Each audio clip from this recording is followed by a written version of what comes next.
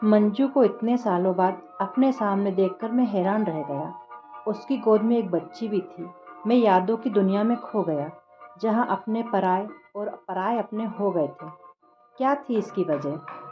Parking में car खड़ी कर मैं दफ्तर की ओर बढ़ ही रहा था कि इतने में तेजी से चलते हुए वह आई और भाई साहब कहते हुए मेरा रास्ता रोककर खड़ी हो गई। उसकी गोद में 2-2.5 साल की एक बच्ची भी थी। एक पल को तो मैं सक पका गया कि कौन है यहाँ। यहाँ तो दूर दराज के रिश्ते में भी मेरी कोई बहन नहीं रहती। मैं अपने दिमाग पर जोर डालने लगा। मुझे उलझन में देखकर वह बोली, क्या आप मुझे पहचान नहीं पा रहे हैं? मैं मंजू हूँ, आपकी बहन मुन्नी। मैं तो आपको देखते ही पहचान गई थी। मैंने खुशी के मारे उस औरत की पीठ थपथपाते हुए कहा, अरे तू है चुड़ैल। मैं बचपन में उसे लाड़ से इसी नाम से पुकारता था। सो भला क्या पहचानूं कैसे? कहाँ तू बित्ती भर की थी, फ्रॉक पहनती थी, अब तू एक बेटी की माँ बन गई है। मेरी बातों से उसकी आंखें भर आई। मुझे दफ्तर के लिए देर हो रही थी। इसके बावजूद मैंने उसे घर ले जाने के लिए ठीक समझा। वह कार में मेरी साथ वाली सीट पर आ बैठी।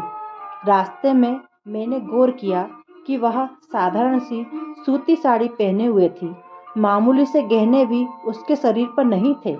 सैंडल भी कई जगह से मरम्मत किए हुए थे। बातचीत का सिलसिला जारी रखने के लिए सबका हालचाल पूछता रहा, मगर उसके पति और ससुराल के बारे में कुछ न पूछ सका। मंजू को मैं बचपन से जानता था। वह मेरे पिताजी के एक खास दोस्त की सबसे छोटी बेटी थी। दोनों परिवारों में बहुत मेलजोल था। हम सब भाई बहन उसके पिताजी को चाचा जी कहते थे और वे सब मेरे पिताजी को ताऊ जी। अम्मा व चाची में खूब बनती थी। दोनों घरों के मर्द जब दफ्तर चले जाते तब अम्मा और चाची अपनी सिलाई बुनाई लेकर बैठ जाती और घंटों बतियाती रहती। हम बच्चों के लिए भी कोई बंधन नहीं था। हम सब बेरोक टोक एक दूसरे के घरों में धमा चौकड़ी मचाते हुए खाते पीते रहते। पिताजी ने हाई ब्लड प्रेशर की वजह से मांस खाना व शराब पीना बिल्कुल छोड़ दिया था। वैसे भी वे इन चीज़ों के ज़्यादा शौकीन नहीं थे, लेकिन चाचा जी खाने पीने के बेहद शौकीन थे। अक्सर उनकी फरमाइश पर हमारे यहाँ दावत हुआ करती। इस पर अम्मा कभी कभी पिताजी पर झल्ला भी जाती थी। जब खुद नहीं खाते तो दूसरों के लिए क्यों इतना झंझट कराते हो? तब पिताजी उन्हें समझा देते। क्या करें, बेचारे पंडित है ना, अपने घर में तो दाल गलती नहीं, हमारे यहाँ ही खा लेते हैं। तुम्हें भी तो वे अपनी सगी भाभी की तरह मानते हैं। मेरे पिताजी एक्साइज इंस्पेक्टर थे, चाचा जी एजुकेशन इंस्पेक्टर। चाचा जी मजाक में पिताजी से कहते, यार कैसे ठाकुर हो तुम, अगर मैं तुम्हारी जगह होता तो पानी की जगह शराब ही पीता। तब पिताजी हंसते हुए जवाब देते, लेकिन गंजे को खुदा नाखून देता ही कहाँ है। इसी तरह दिन हंसी खुशी से बीत रहे थे कि अचानक न जाने क्या हुआ, चाचा जी को नौकरी से सस्पेंड कर दिया गया।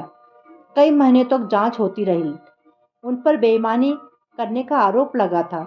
एक दिन वे बर्खास्त कर दिए गए। बेचारी चाची पर तो जैसे मुसीबतों का पहाड़ ही टूट पड़ा। 2 बड़ी बेटियों की शादी हो चुकी थी, पर 3 बच्चे अभी भी छोटे थे। सतीश 10वीं में, राजेंद्र 7वीं में, मुन्नी 4ठी जमात में पढ़ रही थी। चाचा जी ने तो कुछ कमाया था नहीं। ने जो कुछ कमाया था वह जी खोलकर मौज मस्ती में खर्च कर दिया था। आड़े समय के लिए चाचा जी ने कुछ नहीं जोड़ा था।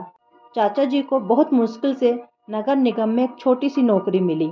जैसे तैसे पेट भरने का जुगाड़ तो हुआ, लेकिन दिन मुश्किल से बीत रहे थे। वे लोग बढ़िया क्वार्टर के बजाय अब छोटे से किराए के मकान में रहने लगे। चाची को चौका बर्तन से लेकर घर का सारा काम करना पड़ता था। लाड़ प्यार में पले हुए बच्चे अब जरा जरा सी चीज़ों के लिए तरसते थे। दोस्ती के नाते पिताजी उस परिवार की ज़्यादा से ज़्यादा माली मदद करते रहते थे। समय बीतता गया। चाचा जी के दोनों लड़के पढ़ने में तेज थे। बड़े लड़के को B.Com करने के बाद बैंक में नौकरी मिल गई और छोटे बेटे का मेडिकल में दाखिला हो गया। मगर मुन्नी का मन पढ़ाई में नहीं लगा। वह अक्सर बीमार रहती थी। वह बेहद चिड़चिड़ी और जिद्दी भी हो गई थी और मुश्किल से 9वीं जमात तक ही पास कर पाई। फिर पिताजी का तबादला रायपुर हो गया। मैं भी फॉरेस्ट ऑफिसर की ट्रेनिंग के लिए देहरादून चला गया। कुछ अरसे के लिए हमारा उनसे संपर्क टूट सा गया। फिर ना पिताजी रहे ना चाचा जी। हम लोग अपनी अपनी दुनिया में मशगूल हो गए। कई सालों के बाद ही भोपाल वापस आना हुआ था। शाम को जब मैं दफ्तर से घर पहुंचा तो देखा कि मुन्नी सबसे घुल मिल चुकी थी। मेरे बच्चे उसे बुआ बुआ कहकर घेरे बैठे हुए थे। उसकी बेटी को गोद में लेने के लिए उनमें होड़ मची थी। मेरी इकलौती बहन 1 साल पहले एक हादसे में गुजर गई थी, इसलिए मेरी बीवी संजना भी ननद पाकर बहुत खुश हुई। खाने खाने के बाद हम सब उसे छोड़ने गए। नंदा नगर में एक चालनुमा मकान के आगे उसने कार रुकवाई। मैंने चाची जी के पैर छुए पर वे मुझे पहचान न पाई। तब मुन्नी ने मुझे ढूंढ निकालने की कहानी बड़े जोश से सुनाई। चाची जी मुझे छाती से लगाकर खुश हो गई और रुंधे हुए गले से बोली, अच्छा हुआ बेटा जो तुम मिल गए। मुझे तो रात दिन मुन्नी की फिक्र खाई जाती है। दामाद नालायक निकला, वरना इसकी यह हालत क्यों होती। भूखों मरने से लेकर गाली गलौज मारपीट सभी कुछ जब तक सहन करते बना यह करती रही, फिर यहाँ चली आई। दोनों भाइयों को तो यह फूटी आंख नहीं सुहाती। अब मैं क्या करूं क्या ना करूं। जवान लड़की को बेसहारा छोड़ते भी तो नहीं बनता। बेटा इसे कहीं नौकरी पर लगवा दो तो मुझे चैन मिले। सतीश भी इस शहर में रहता था, अब वह बैंक मैनेजर था। एक दिन मैं उसके घर गया। उसने मेरी बहुत खातिरदारी की, लेकिन वह मुन्नी की मदद के नाम पर टस से मस नहीं हुआ। मंजू का जिक्र आते ही वह बोला, उसका नाम मत लीजिए भाई साहब, वह बहुत तेज जवान की है। वह अपने पति को छोड़ आई है। हमने तो सब कुछ देखकर ही उसकी शादी की थी। मैं उसमें ससुराल वालों के साथ निभाने का ढंग नहीं है। माना कि दामाद को शराब पीने की लत है, पर घर में और लोग भी तो हैं, उनके सहारे तो रह सकती थी। वह घर छोड़ने की क्या जरूरत थी। सतीश की बातें सुनकर मैं अपना समूह लेकर लौट आया। मैं बड़ी मुश्किल से मुन्नी को एक गांव में ग्राम सेविका की नौकरी दिला सका था। चाची जी कुछ दिन उसके पास रहकर वापस आ गई और अपने बेटों के साथ रहने लगी। मेरा जगह जगह तबादला होता रहा और तकरीबन 15 साल बाद ही अपने शहर वापस आना हुआ। एक दिन रास्ते में मुन्नी के छोटे भाई राजेंद्र ने मुझे पहचान लिया और जोर देकर मुझे अपने घर ले गया। उसने शहर क्लिनिक खोल लिया था और उसकी प्रैक्टिस भी अच्छी चल रही थी। मुन्नी का जिक्र आने पर उसने बताया कि उसकी तो काफ़ी पहले मौत हो गई। यह सुनते ही मुझे धक्का लगा। उसका बचपन और पिछली घटनाएं मेरे दिमाग में घूमने लगी। लेकिन एक बात बड़ी अजीब लग रही थी कि मौत की खबर सुनाते हुए राजेंद्र के चेहरे पर गम का कोई निशान नहीं था। मैं चाची जी से मिलने के लिए बेताब हो उठा। वे एक कमरे में मेले कुचले बिस्तर पर पड़ी हुई थी। अब वे बहुत कमजोर हो गई थी और मुश्किल से ही उठ पाती थी। आंखों की रोशनी भी तकरीबन खत्म हो चुकी थी। मैंने अपना नाम बताया, तभी वह पहचान सकी। मैं मुन्नी की मौत का दुख जाहिर करने के लिए कुछ बोलने ही वाला था कि उन्होंने हाथ पकड़कर मुझे अपने नज़दीक बिठा लिया और मेरे कान में मुंह लगाकर धीरे से बोली, मुन्नी मरी नहीं है बेटा, वह तो इसी शहर में है। यह लोग उसके मरने की झूठी खबर फैला रहे हैं। तुमने गांव में उसकी नौकरी लगवा दी थी। वहीं एक ठाकुर साहब भी रहते थे। उनकी बीवी 2 छोटे छोटे बच्चे छोड़कर मर गई।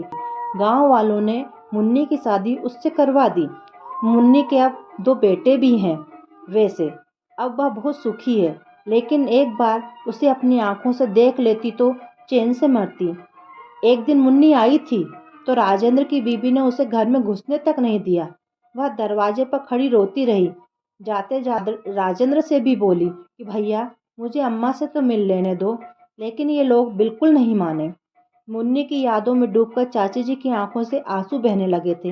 वे रोते रोते आगे बोली, बताओ बेटा, उसने क्या गलत किया। उसे भी तो कोई सहारा चाहिए था। सगे भाई होकर इन दोनों ने उसकी कोई मदद नहीं की, बल्कि दर दर की ठोकरें खाने के लिए छोड़ दिया। तुम्ही ने उसकी नौकरी लगवाई थी।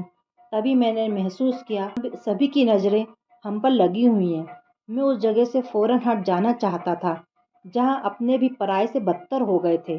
मैंने मन ही मन निश्चय कर लिया कि मुन्नी को ढूंढ निकालना है और उसे एक भाई का प्यार जरूर देना है।